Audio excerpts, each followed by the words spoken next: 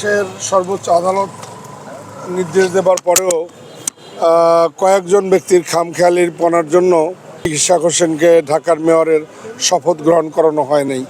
জনগণ চাই ইশাক মেয়র। আজকে দেখেন, আমরা কিন্তু ওনাদের ডাকে এসেছি, কনজারভেন্সির ডাকে উনি আসতে বাধ্য হয়েছেন, কারণ উনি তো জনগণের নেতা। উনি এখানে সমস্যা শুনেছেন, সমাধান দিয়েছেন। আগামীকালও ওনাকে ডেকেছেন, ওয়ার্ড সচিবরা ডেকেছেন। অর্থাৎ তারা সরকারের পরে, এলজিআইডি মন্ত্রণালয়ের পরে, এইখানের প্রশাসনের পরে তারা আস্থা হারায় ফেলছে। তারা এখন চিন্তা করছে ইঞ্জিনিয়ার ইশাক যদি এই হাল ধরেন তাহলে ওরা ভালোভাবে কাজ করতে পারবে। আজকে কিন্তু আমাদের কোনো জনসভাও ছিল না, কোনো পথসভাও ছিল না, কোনো অবস্থান কর্মসূচি ছিল না।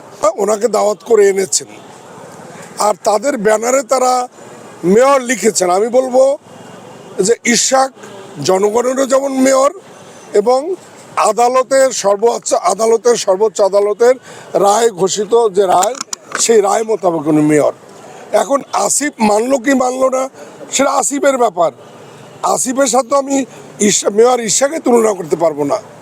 কোথা থেকে কে আসছে, তার ঘরে কি আছে, তার বাপের পরিচয় কি, বাপের পরিচয় করতে গেলে দেখা যাবে যে অমুকের বাড়ির পাশে অমুকটাকে, তারপরে অমুকের বাড়ির পাশে, এই সব বলতে হবে।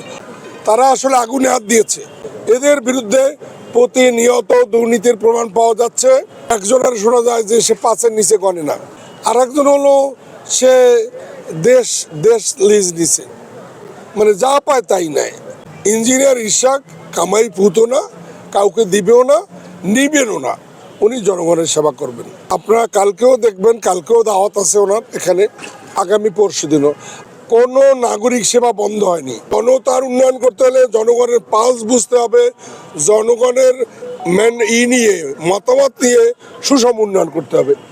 এই আমলারা যারা সরকারি চাকরি করে বা জুড়ে বসেছে, তারা সুষম উন্নয়ন করতে পারে না, তারা এর একার উন্নয়ন করতে পারে না, তারা পারে নিজের পেট ভারী করতে। আমরা